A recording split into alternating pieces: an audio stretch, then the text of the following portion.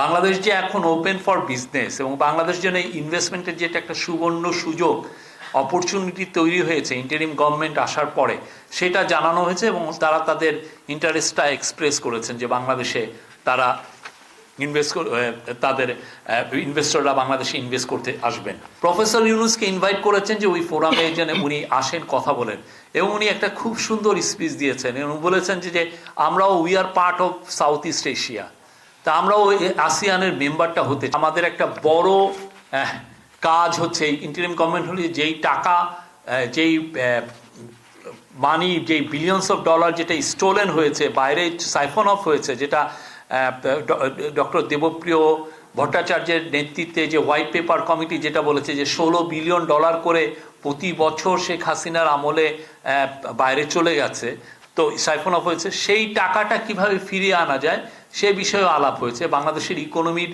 নিয়ে আলাপ হয়েছে, বাংলাদেশের পরিস্থিতি নিয়ে আলাপ হয়েছে এবং তারা সন্তোষ প্রকাশ করেছেন যে বাংলাদেশ যেই দিকে এগোচ্ছে এবং বাংলাদেশের রিফর্ম বোথ ওলাভ সোলজের সাথে এবং ওলগা স্মিথের সাথে এই আলাপটা খুব জোরভাবে হয়েছে। বাংলাদেশের রিফর্ম, বাংলাদেশে যে এই গভর্নমেন্ট যে রিফর্ম ইনিশিয়েটিভগুলো নিয়েছেন সেগুলো এবং এটার ধারাবাহিকতায় যে আমরা একটা ফ্রি ফেয়ার একটা ইলেকশন করতে চাচ্ছি সেগুলো নিয়ে খুব ভালো বিস্তারিত আলাপ হয়েছে।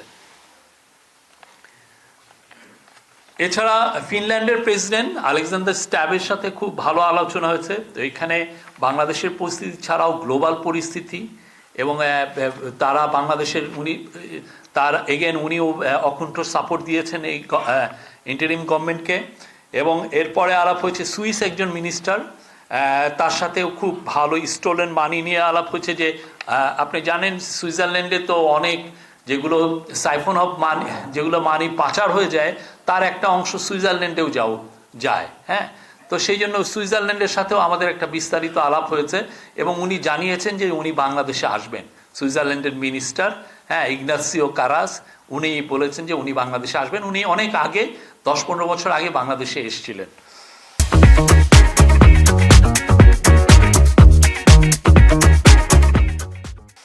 এবং এই এই চারজনের সাথেই বাংলাদেশের বিজনেস এবং ইনভেস্টমেন্ট, বাংলাদেশ যে এখন ওপেন ফর বিজনেস এবং বাংলাদেশ জন্য ইনভেস্টমেন্টের যেটা একটা সুবর্ণ সুযোগ অপরচুনিটি তৈরি হয়েছে ইন্টারিম গভর্নমেন্ট আসার পরে, সেটা জানানো হয়েছে এবং তারা তাদের ইন্টারেস্টটা এক্সপ্রেস করেছেন যে বাংলাদেশে তারা তাদের ইনভেস্টররা বাংলাদেশে ইনভেস্ট করতে আসবেন।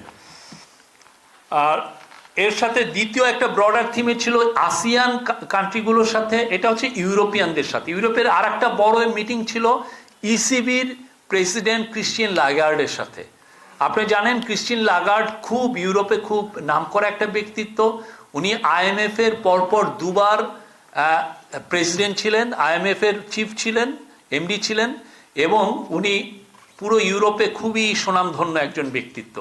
ক্রিস্টিয়ান লাগার্ডের সাথে আলাপেও সেই স্টোলেন মানি আমরা কিভাবে রিকভার করতে পারি উনি আমাদেরকে পরামর্শ দিলেন, যে উনি IMF-কে এখানে কাজে লাগাতে পরামর্শ দিলেন এবং দেখা গেল যে উনি বাংলাদেশের অনেক কিছু জানেন, বাংলাদেশে অনেক বিষয় নিয়ে ওনার সাথে খুব খোলামেলা আলাপ হয়েছে।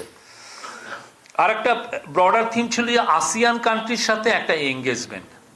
আসিয়ান জানেন উনি প্রফেসর ইউনুস আসিয়ান ফোরামে, এটা পুরোপুরি আসিয়ান ফোরামের একটা মিটিং ছিল, কিন্তু ওনারা প্রফেসর ইউনুসকে ইনভাইট করেছেন যে ওই ফোরামে যেন উনি আসেন, কথা বলেন, এবং উনি একটা খুব সুন্দর স্পিচ দিয়েছেন এবং বলেছেন যে আমরাও we are part of south east Asia, তা আমরাও আসিয়ানের মেম্বারটা হতে চাই। আর আসিয়ানের মেম্বার হওয়া মানে হচ্ছে আপনার বাংলাদেশের নতুন দিগন্ত উন্মোচন হওয়া, বিজনেসের ক্ষেত্রে, ইনভেস্টমেন্টের ক্ষেত্রে, পিপল টু পিপল এঙ্গেজমেন্টের ক্ষেত্রে, সব ক্ষেত্রে একটা বড় একটা